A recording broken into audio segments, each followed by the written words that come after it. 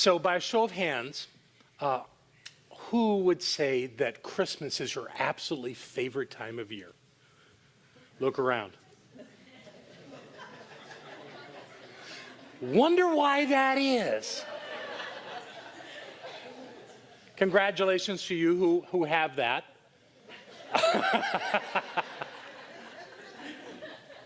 I made Christmas hard from the very beginning. When I was a kid, I would make my siblings, of which I was the oldest of the children in the family, sit with me while I read scripture about the birth of Jesus before they could open their presents. I was so friggin' manipulative, but I wanted to be holy, and I wanted them along for the ride. I get over that. I get over it so much that Christmas became totally commercial, where it was all about the presents. It was all about making sure that I got what I wanted and other people got what I wanted them to have.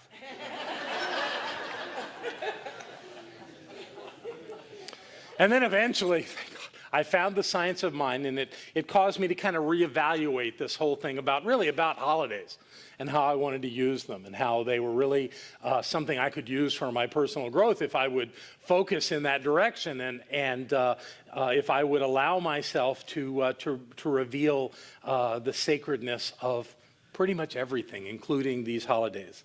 I was glad to learn that I didn't have to get all about Jesus on Christmas, because this idea that Jesus was born in the winter, was born around the solstice, was not accurate.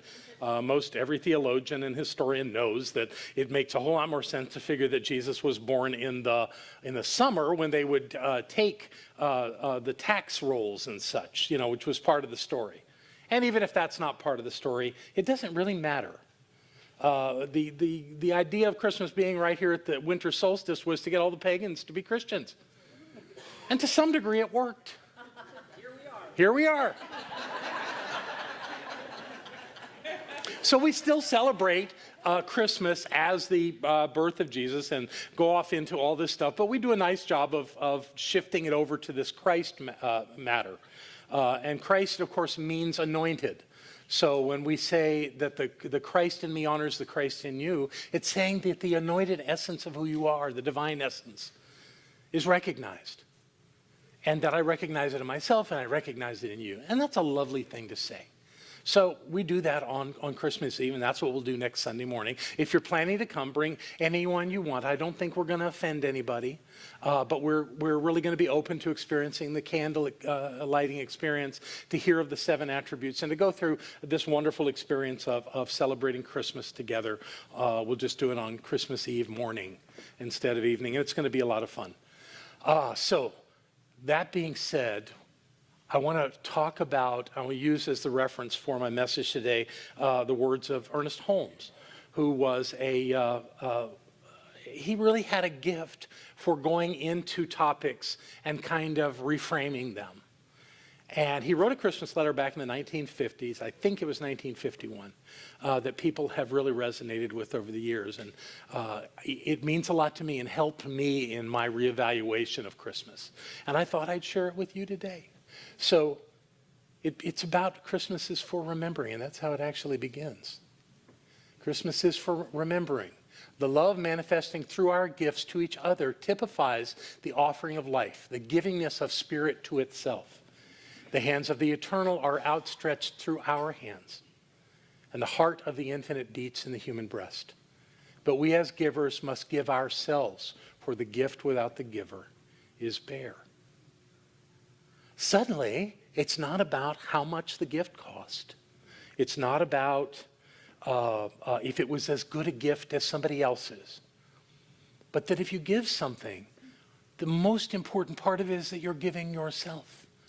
That it is a gift of you, loving and acknowledging the love you have for someone else. How they brighten your life. And you want to say thank you. And you want to acknowledge them. Isn't that a better way to do this than who gave the best gift or who got the best gift? Wow. Kind of takes the whole idea of commercialism out of it. And I think that's really a healthy thing, because I think a lot of the stress of the whole Christmas idea is that we have these unreasonable standards in our heads about how it should be. And when it's just not that way, we suffer. Oh, we suffer. And there's no reason for us to suffer.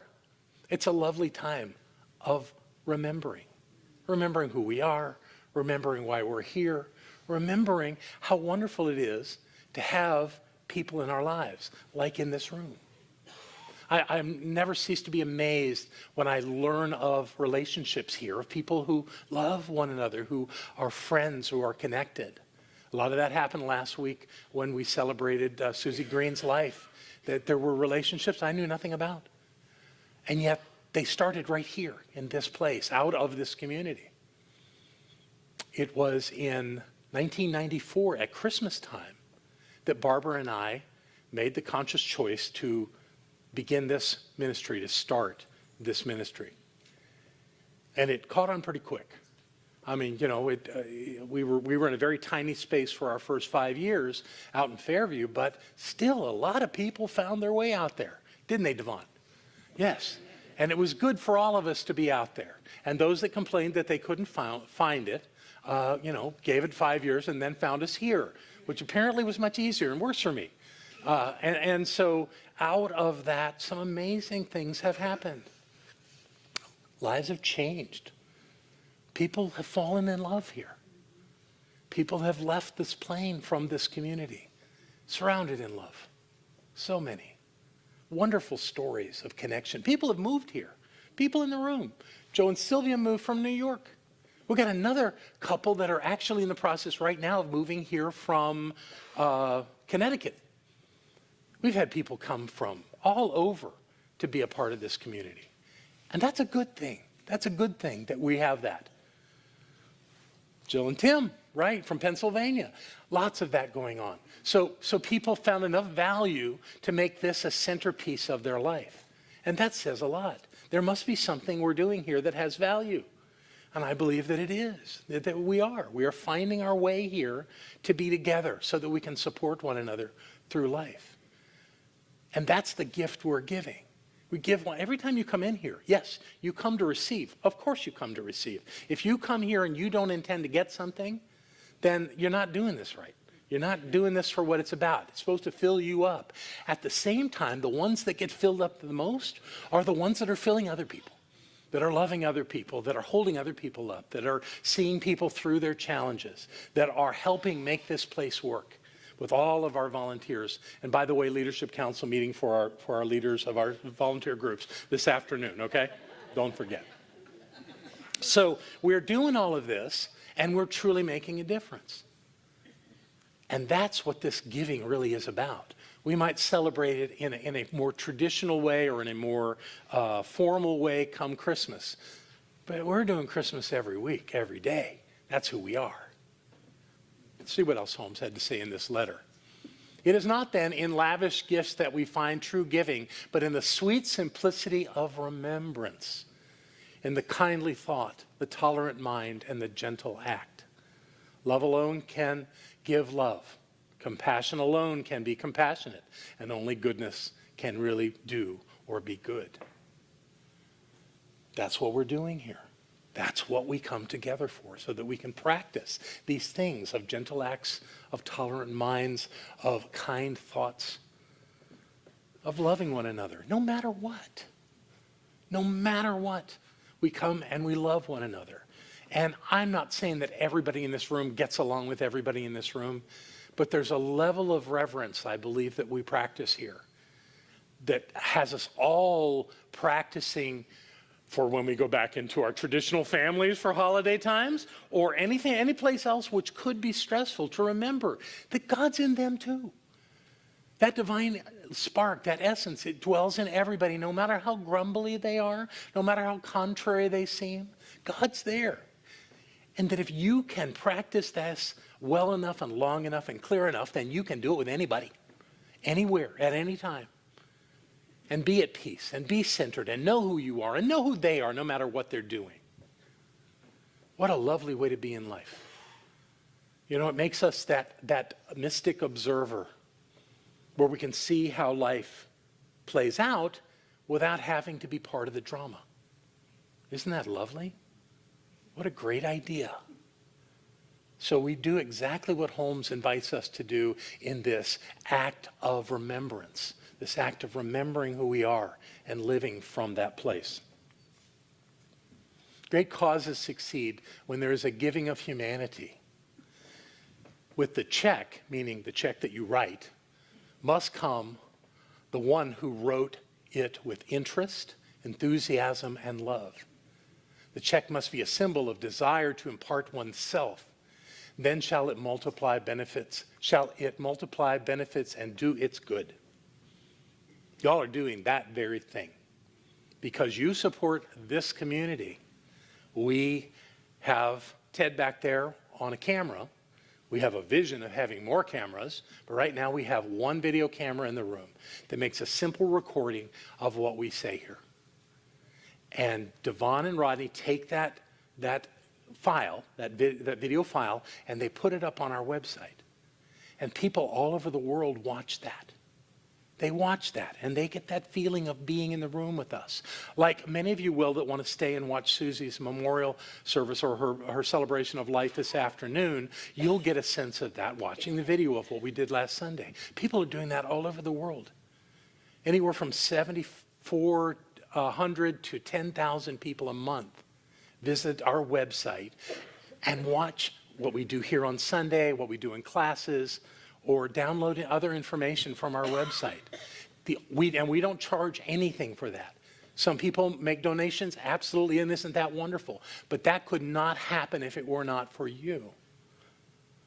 So that you're giving of yourself is creating a way for people all over the planet to check us out. Signs of Mind magazine has been around for 90 years. 90 years, founded by Dr. Holmes. It's a successful publication in the market. If you look and see, we got about, the readership is somewhere around 75,000 a month. They get about 12,000 people to their website each month with downloads and articles to read and all that stuff. We're right there with them. That's how we're functioning in the world, the level we're functioning in the world of touching lives. And I think it's fantastic. And the way that happens is because of you. So don't underestimate the gift that you are, that you support this community financially, and it makes a difference. It does, of course, make a difference in your life, but it makes a difference in a lot of lives. So know that and appreciate that. That's part of who you are. I want you to remember that when you take your check or your credit card or however you support this center. I want you to think about that and have an expansive idea around what you're doing with that. You're making that happen. When heart speaks to heart, a divine conversation has taken place. And if the one thing that we do around here is we speak heart to heart, that's who we are. We speak of love. We look into one another's eyes and smile and feel that essence and share that energy between one another. That's what makes this world. Now, I'm not saying we have the corner marketed on love. We are aware of the love that we are and that we share. But we're not the only ones in the world that do that. But we do it. That is the essence of who we are. And if you think about it, when you come in this place, doesn't your heart chakra open up? Don't you feel that sense of delight in being in a place like this? I know that a lot of people say the first time they come in, just when the bowls are starting, they start to cry because they feel something they haven't felt. And it's not the bowls. The bowls are lovely. They're wonderful, and they have become our tradition. But what they're feeling is how we all come in here and open up our heart chakras and have each other to love on. What a great way to spend your day. And I got to tell you, I have no idea why there's an empty seat in this room, because it feels so good. And people who come here either get it or it scares them and they run away. But they'll be back. They all come back. And we're all on a perfect path, doing exactly what we need to do, heart to heart. That's who we are. Each of us has something to give. Let each of us see that we give our best If we are bringing our gifts to the altar of love, nothing less than the best will be acceptable. Nothing less than all is enough. Now that may sound like pressure. Oh, I got to give my best. I got to give it all. But don't you? I mean, really, don't you? Can you actually sit in this room and grumble? Can you come into this space and be filled with judgment? I don't see how. There must be something good happening in your life because you keep coming back. We keep doing this thing again and again. We keep finding more ways to love one another and be with one another. And I'll swear, I believe we give our best. Now, does that mean that we don't have a single problem out in the world? There's no challenges? Of course there's challenges. There's always challenges.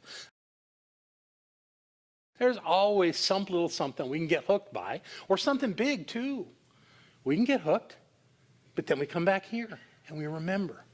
We remember who we are. So what Holmes is asking us to do for Christmas, maybe we could do it all the time. Maybe we could really just live in a place where we are that mystic observer, loving life, in communion with God as all of us, and all of those good folks out there that don't know a thing about this place. The people in traffic, the people in Walmart, the people, if you work in a space with coworkers, those people, they don't know about this. And yet, you still get to be the mystic observer. You still get to be the one that leaves a place more filled with love, or at least a stronger awareness of that love than when you stepped in. Your presence makes a difference. That's a choice. That's a choice. And some people will get it and some people won't. And that doesn't matter a bit because you know it. That's all that's important. Is to remember who you are always, and to remember who they are and love them even if they can't love themselves.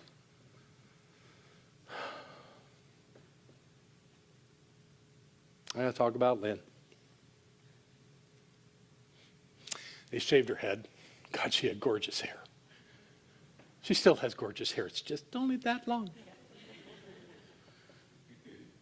And we looked into each other's eyes, and she couldn't speak because this trach thing is cumbersome. But she will. She'll be chattering pretty soon. But I just looked into her eyes and told her I loved her.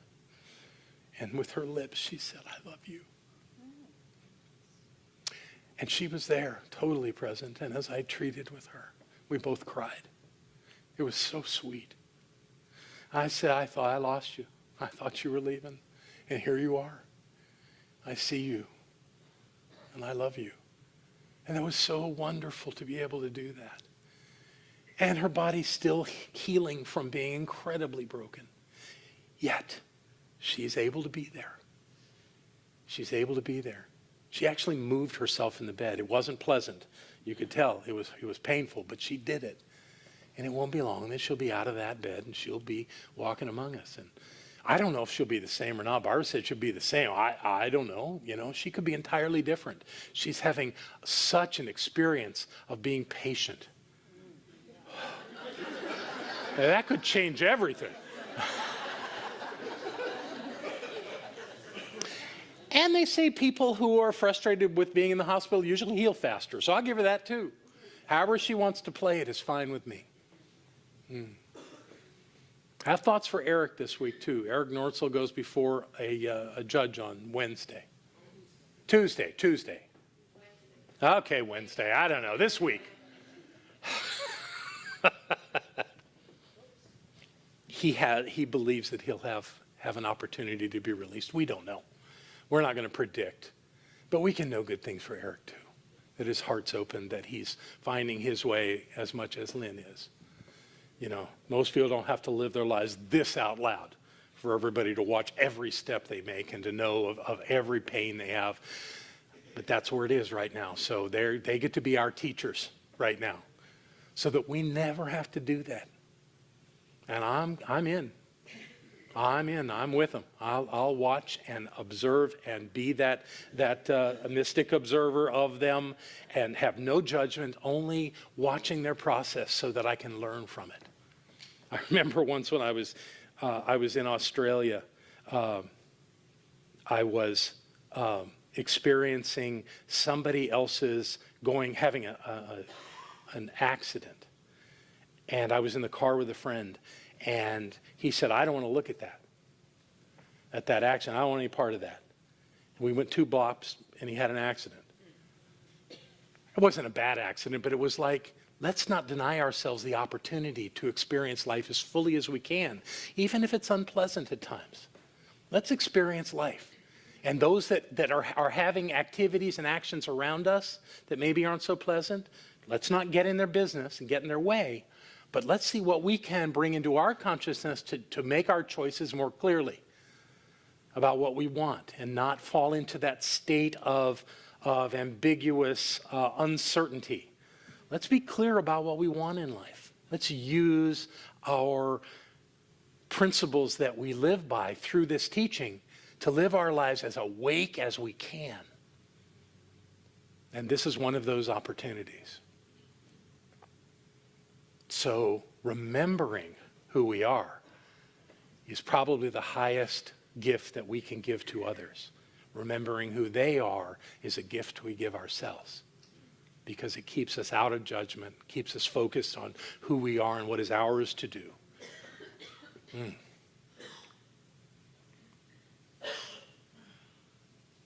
May the real spirit of Christmas, the giving of life to itself, enter and abide in you now and through all time.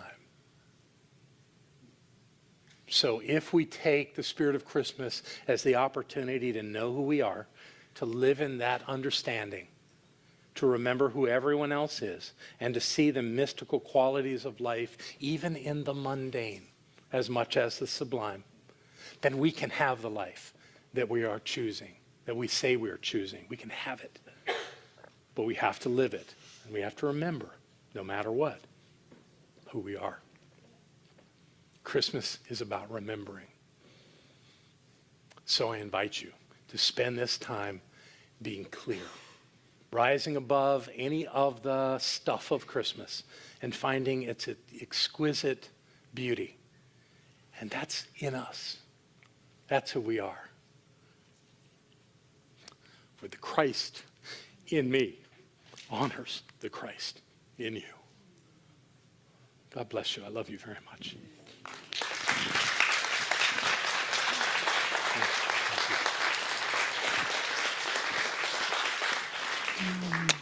Thank you. Thank you. And I would just give you a little heads up next week for the candle lighting. Come early, because there's candles and papers and seats and things like that. And you want to be here right at the beginning.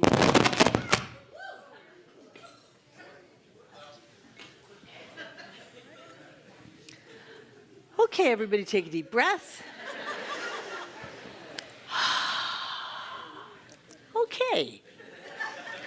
So our welcomers have come forward. If anyone's here for the first time, raise your hand. We'd like to welcome you and say hello, hello, hello.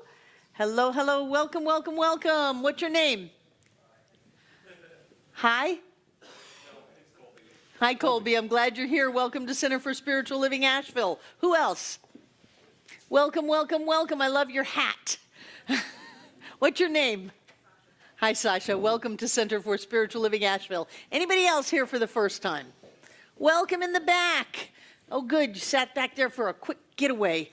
Now you are with Darla, and your name is what? Erica. I got the vowel right. Erica, welcome, welcome, welcome. Anybody else here for the first time? I'm really glad you came, because this is a place that changes lives. And if you come to this center or a center like this and you allow yourself to open up to new ideas, you will have new experiences in your life. This is a place where people have made a commitment to be prosperous, to be healthy, to be happy, to be whole. And when you immerse yourself in that energy, something shifts. We're not separate beings. We're the beings that are the same. We're like tuning forks, and we all start vibrating in that happy mode. So I'm delighted that you're here. If you want to know more about the center, you can give us your name and address, and we'll send you stuff. If you just want email, check the email only. We'll let you know about cool things like fire walks that we do and all kinds of great stuff. So I'm glad you're here. Welcome, welcome. And now I'd like to invite our prosperity acceptors to come forward. Take out what you're going to give. And remember the intention that goes with the check. And thank you. No matter how you give to this center. Those of you watching online, you too can give by going to the Donate Now button. It'll take you to our PayPal account, and you can make a donation. Whatever size you give, we are grateful, and it puts you in the flow. Now, I know there are a lot of people in this room who give through PayPal. I know that people give through our auto giving program. People give through our, I just got distracted. People, however you give. Thank you for your gifts that do, like John said, make us strong, put us in a position where we can help the people in Puerto Rico, where we can help people all over the world, where we can change lives in this room and everywhere. I am deeply, deeply grateful. So I like to open my hand, put the gift on it, cover it with the other hand, and bring it close to my heart. And what I know is that God is the source of all supply, that Spirit is money in action, and that motion flows in and out of our lives, blessing us every moment of every day. I know that we were born to live the rich and blessed life, and so we say yes to life, to every blessing, to every gift, to every moment, and we give our best, and we give it all, and we live the life of our dreams. And in that, I know that each of us comes together this day to make this Center for Spiritual Living Asheville all that it was ever meant to be. It is a place of peace, a beacon of light, a tower of strength, and a fountain of wisdom that touches the lives of all who call it home. And we'll repeat our investment affirmation together aloud. I freely and joyously give from the abundance and fullness of my overflowing wealth, knowing my gift goes with love as it touches and blesses the world. And so it is.